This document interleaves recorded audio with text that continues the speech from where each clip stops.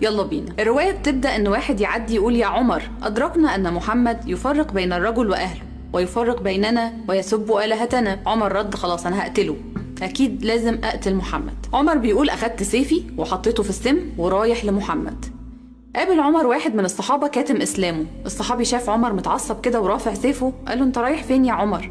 قال له اقتل محمد. الصحابي قال طب اشتت تفكيره بسرعة، اعمل اي حاجة الحق الدنيا. قال له طب شوف اختك الاول. قال له مالها اختي؟ قال له ما اختك فاطمة اسلمت. قال له عمر اسلمت؟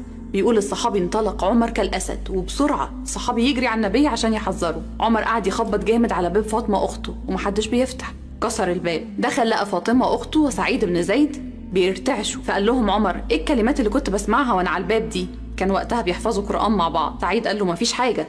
عمر مسك سعيد وقعه على الأرض وفضل يضرب فيه. تيجي فاطمة وتقول له يا عمر أرأيت إن كان الحق في غير دينك؟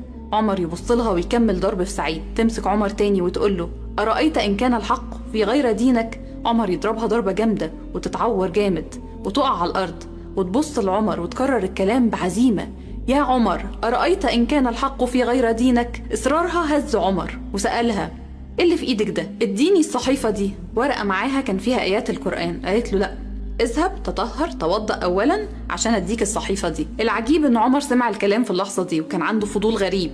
ربك أمر خلاص. راح اغتسل فعلا ورجع لها قال لها فعلت ما قلتي، أعطيني الصحيفة. ويمسك عمر الصحيفة ويقرأ القرآن ويشاء الله إنها تبقى سورة طه. بسم الله الرحمن الرحيم. طه ما أنزلنا عليك القرآن لتشقى إلا تذكرة لمن يخشى. ويكمل الآيات لحد الآخر ويقع على ركبته يبكي ويسأل هو فين سيدنا محمد؟ تحس فاطمة إنه خلاص هيدخل الإسلام وتقول له على مكانه إنه في دار الأرقم. اذهب إليه يا عمر. ويجري عمر على دار الأرقم ويخبط ويسأله الصحابة من؟ فيقول عمر. كله طبعا خايف. الصحابي كان راحوا بلغهم. مين واقف ومش عاجبه الخوف ده؟ سيدنا حمزة. قال لهم ما تخافوش، لو جاي لخير أهلا وسهلا، ولو جاي لشر فأنا له، افتح له يا بلال. والنبي واقف مبتسم في استقبال سيدنا عمر. وأول ما دخل حمزة كده كتفه بسرعة وقال له إيه اللي جابك يا ابن الخطاب؟ عمر يسكت ويبص للنبي.